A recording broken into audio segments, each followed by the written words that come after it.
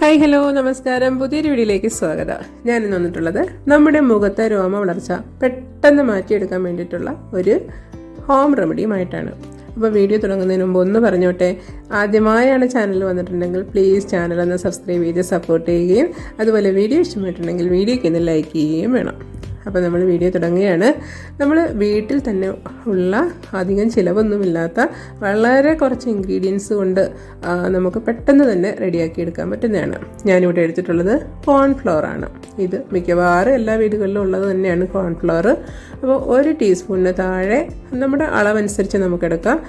വളരെ കുറച്ച് മതിയാവും കോൺഫ്ലവർ. അതുപോലെ ഒരല്പം ഒരു നുള്ളു മതി മഞ്ഞൾപ്പൊടി. ഇത് രണ്ടും ഇട്ടതിന് ശേഷം പിന്നെ വേറെ ഒന്നുമില്ല ഇതിനകത്ത് ഇൻഗ്രീഡിയൻസ് ആയിട്ട്. പിന്നെ നമ്മുടെ സാധാരണ വെള്ളം ഒഴിച്ച് കുറേശ്ശെ ഒന്ന് മിക്സ് ചെയ്ത് കൊടുക്കുക.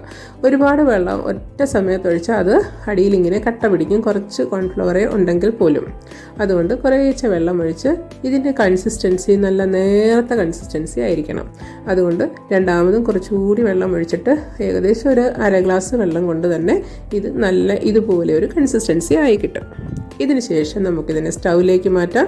എന്നിട്ട് കൈയെടുക്കാതെ തന്നെ നന്നായിട്ട് ഇളക്കി കൊടുക്കണം. ഫ്ലെയിം വളരെ ഏറ്റവും എങ്ങനെ സ്ലോയിൽ വയ്ക്കാം അത്രയും ലോ ഫ്ലെയിം മതി.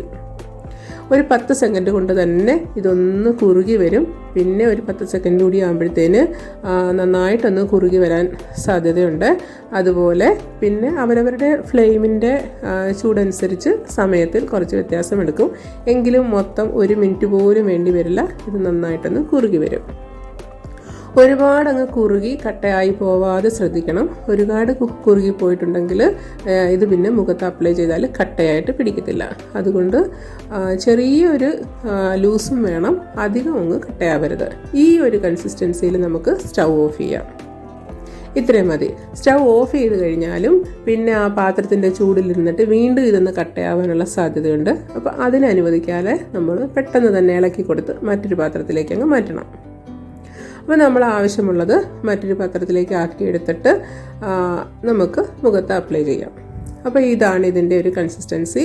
ഇതിൽ നിന്ന് ഒട്ടും തന്നെ കട്ടയായി പോകരുത്. നമ്മൾ കൈകൊണ്ട് ഇങ്ങനെ തേച്ചാൽ ഒരു സ്ഥലത്ത് പറ്റി പിടിക്കണം. ഇതായിരിക്കണം ഇതിൻ്റെ കൺസിസ്റ്റൻസി. കട്ടയായിട്ടുണ്ടെങ്കിൽ ഇത് രോമത്തേൽ ഇത് പറ്റി പിടിക്കില്ല. അല്ലെങ്കിൽ ഒരു സ്പൂൺ എടുത്ത് ഇതുപോലെ നോക്കിയാൽ സ്പൂണിൻ്റെ ബാക്ക് സൈഡിൽ ചെറുതായിട്ട് മാത്രം ഇതുപോലെ ഒരു ലൈറ്റായിട്ട് മാത്രമേ പറ്റി പിടിക്കാവുള്ളൂ. പിന്നെ ചൂടൊന്ന് മാറിയതിന് ശേഷം ഒരുപാട് അങ്ങ് തണുത്ത് പോകരുത്.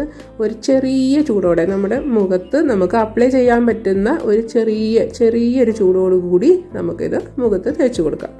അപ്പോൾ മുഖം ഒന്ന് നന്നായി വാഷ് ചെയ്തതിന് ശേഷം എവിടെയാണോ രോമമുള്ളത് ആ ഭാഗത്ത്, എനിക്ക് ഇവിടെയൊക്കെ വളരെ കുറച്ച് രോമങ്ങളേ ഉള്ളൂ, അതിനകത്തേക്ക് നമ്മളിതുപോലെ തേച്ച് കൊടുക്കുന്നുണ്ട്. അപ്പോൾ കാണാമെന്ന് വിശ്വസിക്കുന്നു. അവിടെയുള്ള രോമങ്ങൾ ഇതുപോലെ ഒന്ന് തടവി കൊടുത്തതിന് ശേഷം പിന്നെ ഇതിനെ അരമണിക്കൂർ റെസ്റ്റ് ചെയ്യാൻ കൊടുക്കണം. അരമണിക്കൂർ കൊണ്ട് നന്നായിട്ട് ഉണങ്ങി നമുക്കൊരു നല്ലൊരു വലിച്ചിൽ പോലെ അനുഭവപ്പെടും. നന്നായിട്ടങ്ങ് ഉണങ്ങും. അതുകൊണ്ടാണ് പറഞ്ഞത് ഒരുപാട് കട്ടിക്കെടുക്കരുത്. അപ്പോൾ ഇങ്ങനെ ഒന്നാവുമ്പോൾ നമ്മൾ ഓപ്പോസിറ്റ് സൈഡിലേക്ക്, എങ്ങനെയാണോ നമ്മുടെ രോമം നിൽക്കുന്നത് അതിൻ്റെ ഓപ്പോസിറ്റ് സൈഡിലേക്ക് ഇതുപോലെ പെട്ടെന്നെങ്കിൽ വലിച്ചെടുത്താൽ മതി. അപ്പോൾ അത് ഇളകി വരുന്നതിനോടൊപ്പം തന്നെ നമ്മുടെ രോമവും കൂടെ പോരും. ഒട്ടും തന്നെ വേദനയൊന്നുമില്ല. ത്രെഡിങ് ഒക്കെ നമ്മൾ പിരിയൊക്കെ ത്രെഡ് ചെയ്യുന്നതിനെക്കാട്ടിയും അത്ര പോലെ വേദനയില്ലാതെ പെട്ടെന്ന് തന്നെ ഇതുപോലെ ഇളക്കിയും എടുക്കുക. അതിൻ്റെ കൂടെ തന്നെ നമ്മുടെ രോമങ്ങളും എല്ലാം പോരും. അപ്പോൾ ഇതുപോലെ ഞാൻ കുഞ്ഞു ഒറ്റ പീസായിട്ട് തന്നെ ഇളക്കിയെടുക്കണമെന്നില്ല, കുഞ്ഞു പീസുകളായിട്ട് ഇളക്കിയെടുത്തിട്ടുള്ളതാണിത്. അപ്പോൾ ഇതിൻ്റെ കൂടെ തന്നെ ആ രോമങ്ങളും വന്നിട്ടുണ്ട്. അപ്പോൾ ഇത്ര മാത്രമേ ഉള്ളൂ.